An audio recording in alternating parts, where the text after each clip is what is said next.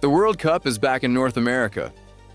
48 teams, 104 matches, 3 host countries, and millions of people watching the most popular sport on Earth.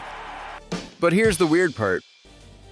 The last time America hosted the World Cup by itself, the country was still trying to figure out what soccer even was. Americans had huge stadiums.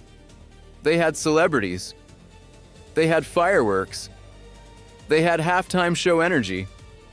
But soccer? Soccer was the strange foreign sport where the score could be 0-0. The clock counted the wrong way, and sometimes nobody won. So America did what America often does. It looked at the world's game and thought, okay, but what if we fixed it? This is the story of the World Cup America hosted, the soccer league it helped create, and the time the United States tried to turn football into something more like an arcade game. To be clear, America did not literally rewrite the rules of the FIFA World Cup.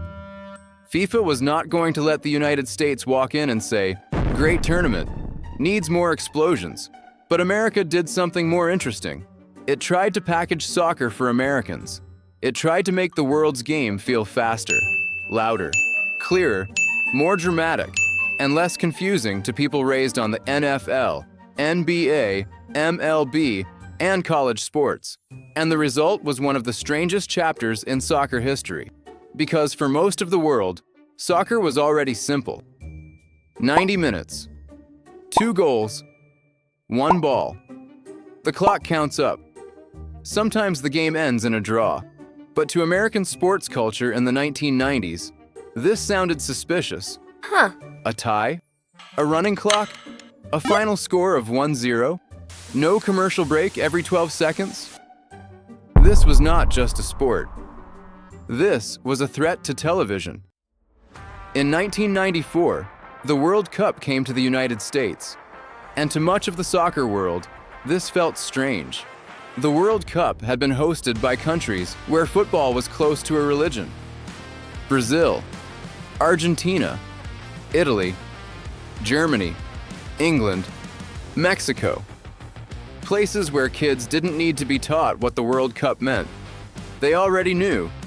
Then FIFA handed the tournament to the United States, a country where the word football usually meant helmets, shoulder pads, cheerleaders, and a man in a headset yelling at a laminated sheet.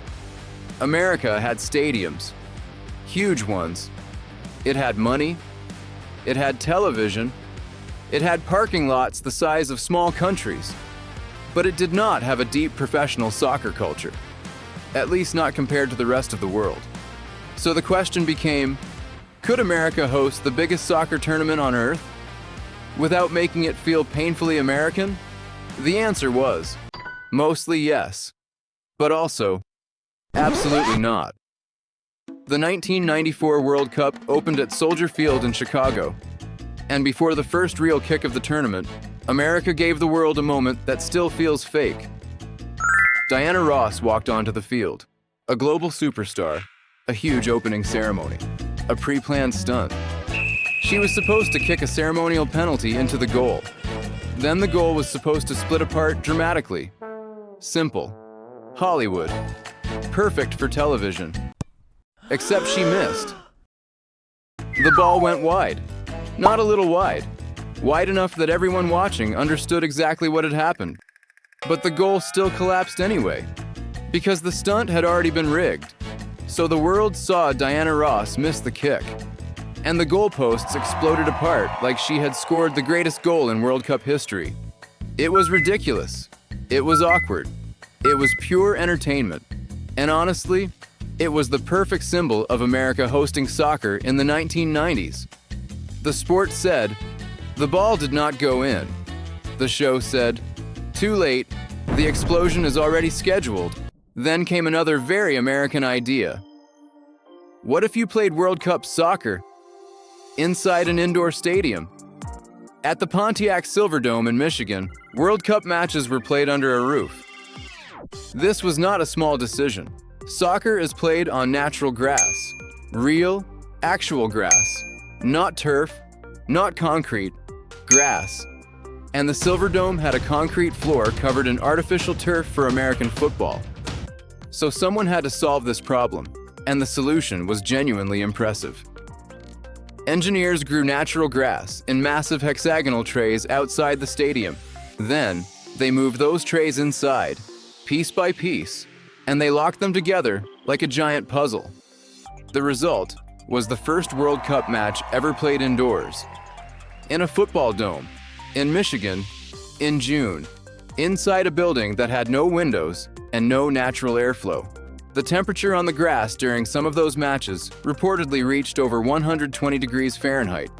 Players genuinely struggled in the heat. But America had done the thing nobody else had done. It had brought the World Cup inside, whether or not the grass was happy about it. Now here's where things get really interesting. Before 1994, the United States had no major professional outdoor soccer league. This was not a coincidence. FIFA, when awarding the World Cup to the United States, had quietly made it a condition. You want the tournament? Then you need a league. It was not quite an official legal requirement, but it was strongly implied, and so MLS officially formed in 1995. And in 1996, it finally kicked off. It would launch after the World Cup ended in 1996, and it would try to bring professional soccer permanently to America. But here is where the Americans made some very American decisions. Because if you are going to build a soccer league from scratch, in a country that prefers its sports packaged a specific way, why not make a few adjustments? The first adjustment: no ties. In traditional soccer, if the score is level at full time, that is the result. A draw. A legitimate outcome. Respected. Normal. But to early MLS, a tie was basically a failure. A non-event. An offense against the sport of drama. So MLS decided every game must have a winner. And to find that winner, they invented something extraordinary. The shootout from 35 yards. Here is how it worked. The referee blows the whistle. A player starts at the 35-yard line. He has 5 seconds to take the ball, dribble toward goal, and shoot. 5 seconds, 1 player, 1 goalkeeper, and an enormous amount of open space to figure out what happens next. It was like a penalty kick, except completely different, because a penalty kick is from 12 yards. This was from 35, and you had to be moving when you shot. No standing still, no composing yourself, just a 5-second sprint and a shot from whatever angle you could find. Players hated it. Goalkeepers were confused by it. Fans actually kind of loved it. Because it was chaotic and fast, and nobody knew what was going to happen. Which, in fairness, is exactly what American sports television wanted. The second adjustment: the countdown clock. In soccer, everywhere else on Earth, the clock counts up. It starts at 0 and goes to 90. The referee adds time at the end for stoppages. This is how it has always been. But MLS said, what if we counted down instead?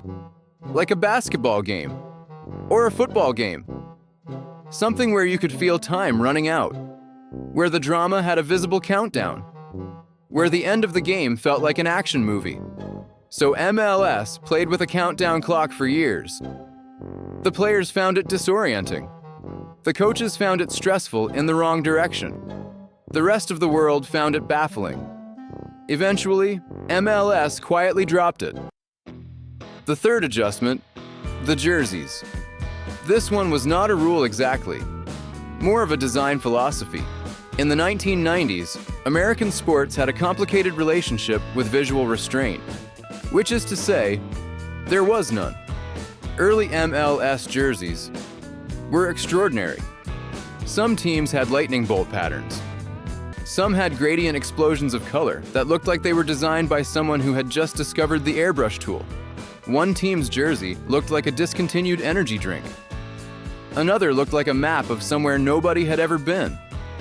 It was glorious and absolutely unhinged. The argument at the time was that bold jerseys would help American fans identify players. Because American fans were new to the sport and needed help telling teams apart. This is a reasonable theory. It is also a theory that resulted in jerseys that looked like they belonged in a laser tag arena. Eventually, MLS jerseys calmed down. They became more traditional, more recognizable as actual soccer kits. But those early years remain one of the most spectacular aesthetic disasters in sports history. So, did America fix soccer? No. Soccer did not need fixing. It was already the most popular sport on Earth. Billions of people watched it happily, with the clock going up, and ties being a completely normal result, and jerseys that looked like jerseys. But here is the thing. The World Cup in 1994 was genuinely great. The matches were exciting.